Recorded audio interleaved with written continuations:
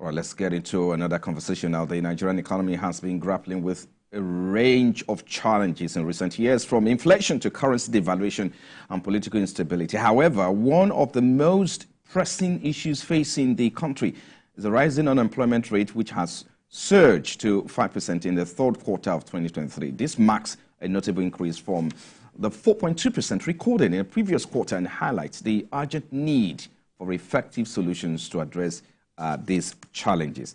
All right, so let's get into the conversation right away. To provide some perspective now, I'm joined by an investment analyst at Chapel Hindenham, Ms. Nabila Mohammed. He joins me virtually now. Thank you, Ms. Nabila Mohammed, for joining us. Let's get into the conversation today. Nigeria's unemployment rate increased to 5% in the third quarter of 2023. What factors do you believe contributed to the increase in Nigeria's unemployment rate? Good afternoon, Frank. Thank you for having me again on the program. So if we look at the current state of things, just looking at the macroeconomic environment and how things are moving, it just gives you the key factors that will be responsible, of course, for unemployment.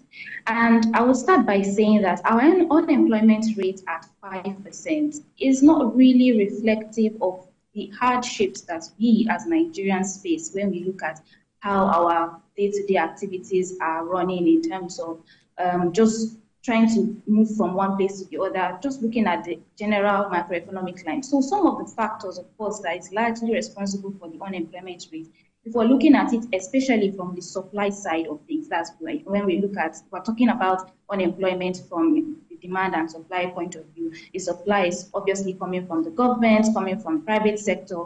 There are certain things that are not in place that will support employment opportunities for the demand side of things. And I'm talking about lack of infrastructure. If we had adequate power supply, if we had the right infrastructure around road networks, addressing insecurity, we would not have an unemployment rate surge to as high as 5%. And even that 5%, as I earlier said, is not really reflective of what is currently going on in the country. So infrastructure is largely an issue for us in this country. If we had the right amount of things in the right proportion, at the right areas that we need them, we will definitely not see that unemployment is surging. Things are hard. Things are really hard for Nigerians these days, especially with rising inflation, with the fact that there is slow economic activity, especially with FX devaluation and how it's affecting businesses, and businesses are looking for the easiest way to cut costs. And even those that are even in the informal sector are trying so hard to sustain their margins, to keep business moving, just to make ends meet. So all these are factors really that are fueling the inflation, the unemployment that we are seeing in the country. And they would have to be addressed, especially from the supply side of things, for us to see some form of respite with regards to growing unemployment rate in the country. We have seen government interventions in the MSME sector targeting about 1.3 million MSMEs, spearheaded by the Office of the Vice President on Job Creation. How is this initiative impacting on job creation in real term or in real sector? So I would say that it is largely beyond that. The fundamental issues are still there. It's one thing to pick out 1 million MSMEs and fund them or provide funds for them. But the infrastructure that they need to thrive as a business is not in place. So you can give me money to fund my business this moment, but you have not taught me how to thrive in the current macroeconomic climate, given that there are infrastructural challenges. So even in as much as they would want to address that by, reaching out to MSMEs and providing support in terms of funding, the fundamental issues around power supply, insecurity, enabling environments that would help businesses thrive have not been addressed yet. So these funding will just be for a very short period of time and not necessarily what will translate to a better employment figures when we see much later in the long run, because the fundamental issues are yet to be addressed. We like the policies. This is not to say that the policies are not welcomed. But then it's one thing to tighten a button on one part of the that's providing funds. But it's also another thing to provide the enabling environment for these MSMEs to thrive. Because if we even look at the data that was released, we see that bulk of the employment is in the informal sector, which is why we like the fact that they are trying to intervene in that space. But we also need them to make that business environment conducive for them to be a going concern going forward. So specifically, if you look at youth employment in this unemployment in this report, it's at 8.6%. That's what the report say. So we're talking about policies and measures. What kind of policy do you think the government can implement to create jobs and promote economic growth beyond its current interventions in the SME sectors and other sectors of the economy? So truly, as you said, it rose to 8.6%. And we know that if we fail to educate our youth, we are setting up Nigeria for future failure. So our youth are largely constitute a larger portion of our population. And if we do not have the right educational structure for these people to thrive and graduate and gain the right skill set that they need to thrive in the current economy, we would not see them, we would definitely not see any form of improvement in terms of youth unemployment. And youth unemployment is largely because there is still that infrastructural problem that is key. So whatever policy that we expect the government to do should be tailored towards addressing fundamental issues that would enable this youth thrive. Because truly, we have smart, intelligent people out there that are youth that can use their skills to even start up a business by themselves and be employers of labor in the long run. But because the environment there is insecurity to start with, they cannot even freely move from one place to another just to conclude a particular business transaction that would lead to making ends meet. There is the issue of insufficient lack of power supply. If I want to even do a business on my phone right now, I would have to think of, is it charged? Is there light to even charge my phone? If I want to fuel my generator just to power my devices up, that would help me to do any particular business or start any particular business, I have to start thinking of all the costs that would incur. So really, policies that would help reduce youth unemployment starts from addressing the fundamental issues again. I will have to still go back to that, because it's one thing to provide that, okay, they're going to fund business ideas for this period of time, but you need to have the right business environment to help that business thrive. And as I said earlier, our youth population accounts for a large percent of our entire population. So if we give them the right educational background, provide the right educational requirements for them, and the youth, on the other hand as well, also try to develop their skill set in order to be ever ready to take up any form of opportunity, whether it's starting up their own business, they have the skill set for it, or even entering an employed environment, they will definitely see that the unemployment, that youth unemployment, will come down. Let's talk about urbanization and the need to make plan for population explosion. This is because the rural, according to this report, we saw the rural unemployment rate climb to about 4% in 3 months. And that's a substantial rise from the 2.5% recorded previously. So this, of course, shows that there could be a growing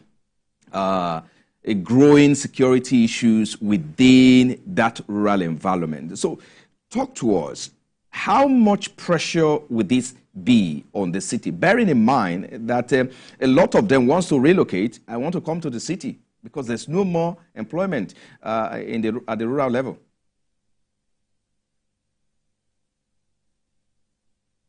In the rural areas, we have, if we even just look at the north for instance, we'll see that most of them are being displaced, and these people are largely subsistence farmers.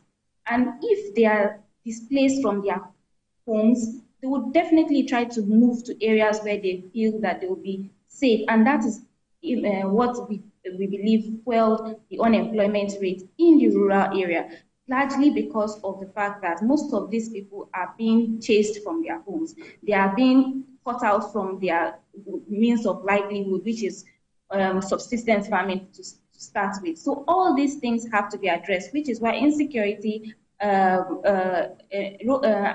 road network for the subsistence farmers to really just transport their goods and services to the urban areas would have to be addressed for these people to have some peace of mind when they go to their farmlands to farm. And of course, all this will translate in the long run to bringing cost of food down and a lot of things. So the fundamental issues truly have to be addressed. And if we start fixing them, insecurity, infrastructure, we'll definitely see that unemployment rate that is climbing across board, whether in the urban areas or in the rural areas, will definitely reduce. There's also a concern about, skills mismatch, which has contributed, significantly to the numbers as well. How can the government address the skills mismatch? I know that a lot of people have talked about how the government needs to start addressing the challenge from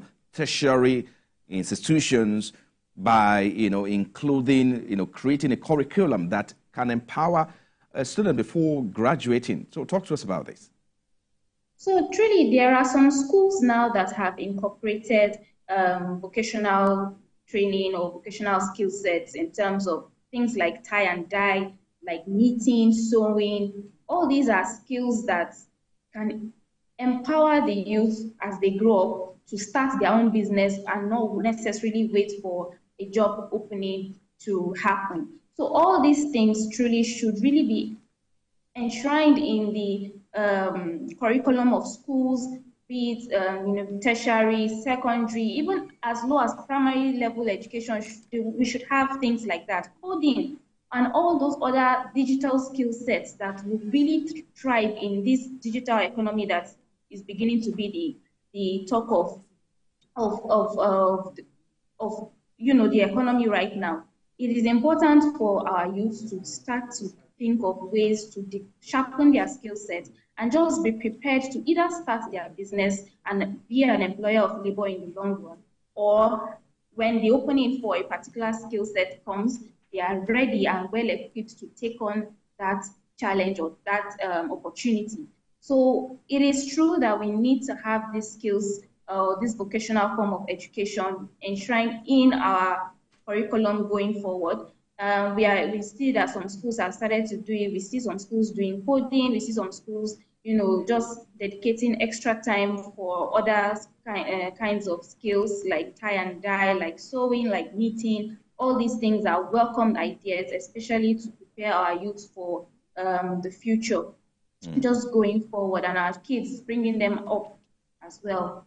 I'm going to let you go in a moment, but let's talk about this before I let you go. If you look at the report, I went through it, I was able to scan through, and I discovered that unemployment is higher among women at 6% than men at 4%. What step can be taken to bridge the gender gap? I think we need to talk about this before I let you go. Gender balancing in employment is very important. That is no doubt about it. And in as much as we see that unemployment is 6% for the female and 4% for the male, if we look at the informal employment, we see that the women are at 96%. So it just shows that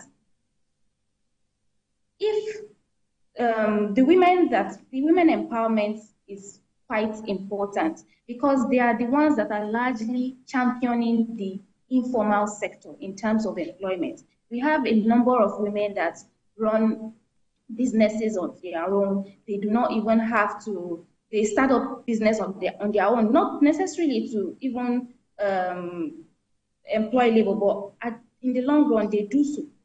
So what that simply means is that empowering women with the right skills, with education, is very important.